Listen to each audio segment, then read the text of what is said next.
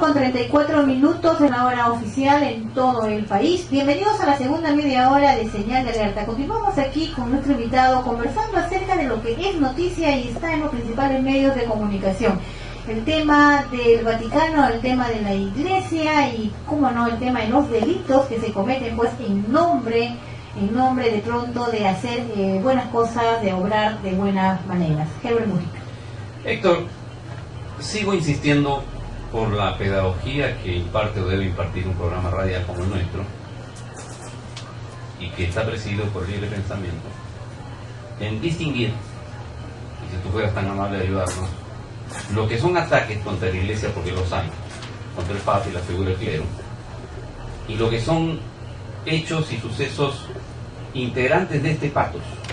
Y cuando decimos pathos, que viene del latín, decimos de una enfermedad social. ¿Es esto exacto? ¿Es esto cierto? ¿Estamos hablando de una enfermedad social o estamos hablando de ataques contra la Iglesia? Si es que eso se puede llamar así. Héctor Guillén.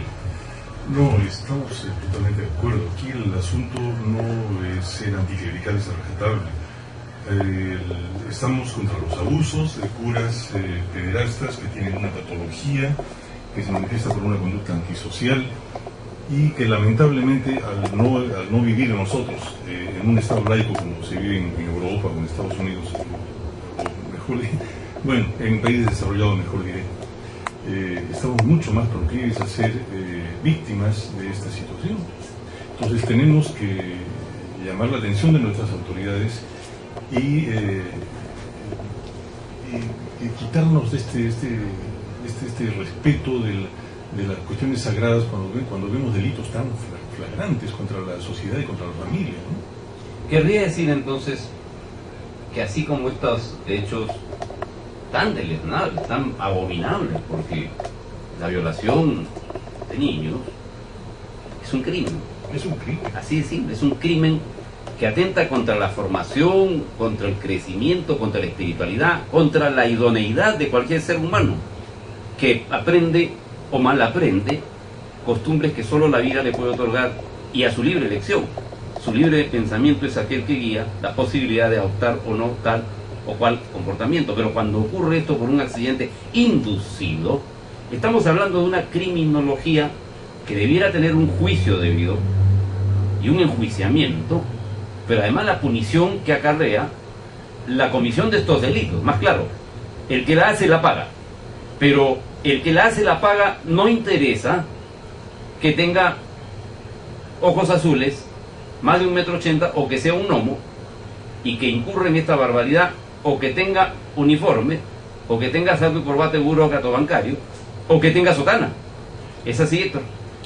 Así es, y lamentablemente pues no vivimos en un estado laico. Esto lo ratifica, por ejemplo, el hecho de que exista un concordato a todas luces que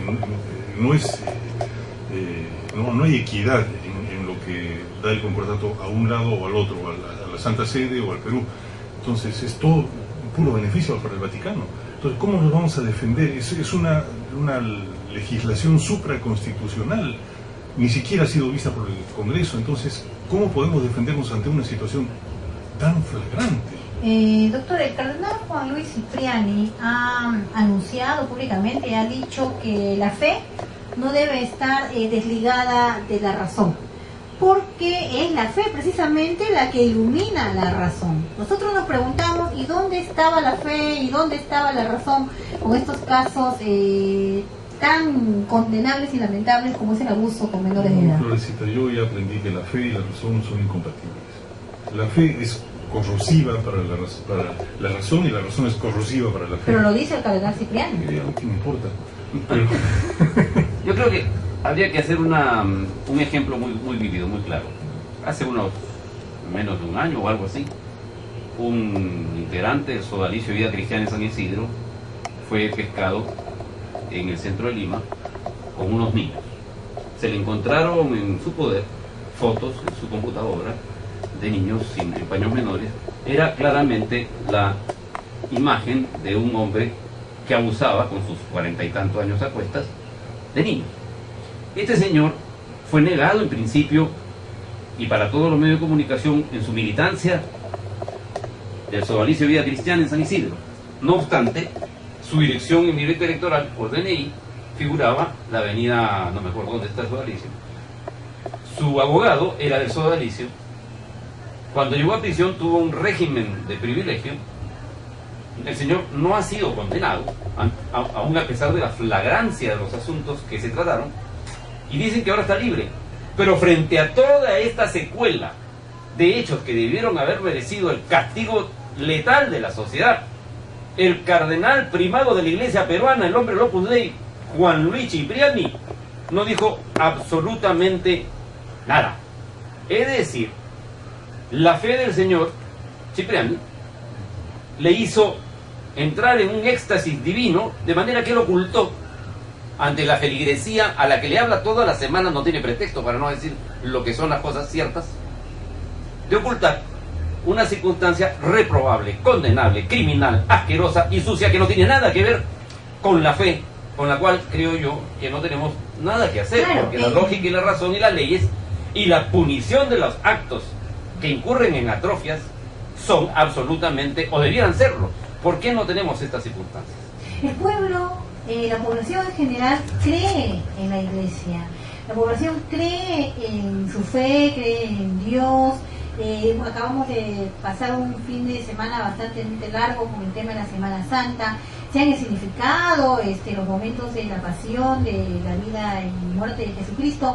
La fe cree en los curas. La verdad, la fe hace creer a la población, a los sacerdotes, en los curas.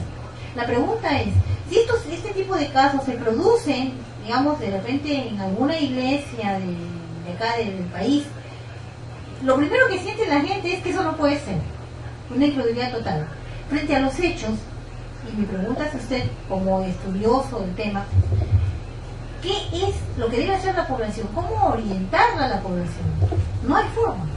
Es que estamos acabamos con la fe, ya no se cree en ese cura, ese sacerdote miente, nos olvidamos que son hombres de carne y hueso. ¿Qué pasa ahí? Alguna vez le preguntaba yo a un sacerdote cuyo nombre no quiero mencionar, ¿qué cosa tenían los niños que les gustaba a los sacerdotes? Y me decía que precisamente lo mejor de los niños era su espíritu angelical, que son ángeles, son enviados de Dios, son puros, son inocentes. Eso es lo que llama la atención a este tipo de malos sacerdotes. Sí, yo creo que sí. Estamos en un estado en que no tenemos defensa, lamentablemente. Tenemos un alto concepto de la sacralidad.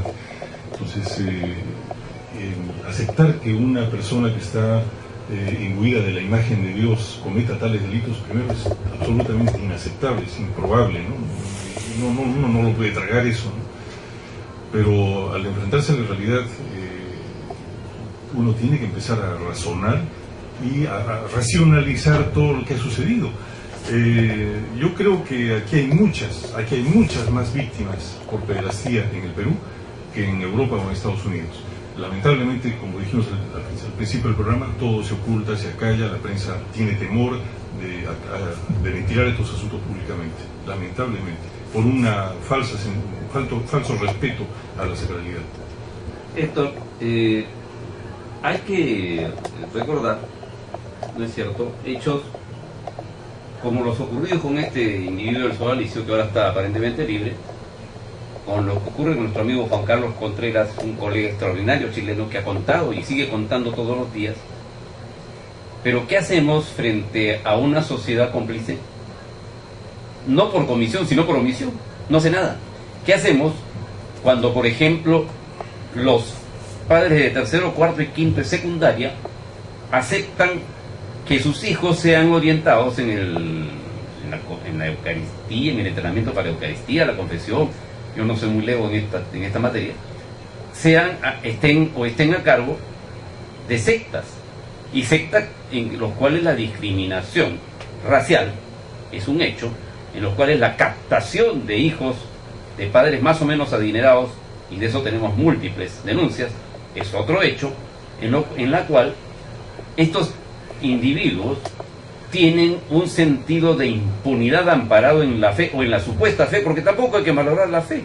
La fe es un hecho sagrado por el cual yo creo, y puedo también no creer. Tienes todo el derecho. Exacto, pero ¿qué hacemos frente a este tipo de taras que los partidos políticos que no existen en el Perú, de estas colectividades, de estas montoneras políticas, solamente ambicionantes de cargos, no dicen nada, frente a los cuales las ONG supuestamente pensantes tampoco dicen nada, frente a las cuales los institutos de la nación no dicen nada, frente al Ministerio de Educación, que está preocupado en explicar cómo el cheque era por 1 millón y ahora aparece por 750.000 y en realidad son 700.000, se perdieron casi 300.000 en el camino y el ministro no sabe nada. Este tipo de circunstancias que ya tienen poco que ver de repente con la iglesia y la fe, ¿por qué están allí y por qué nadie las mueve? Yo creo, Herbert, que hace falta ir a las raíces del asunto y aquí tenemos que promover, como lo hacen ustedes aquí en este programa, una educación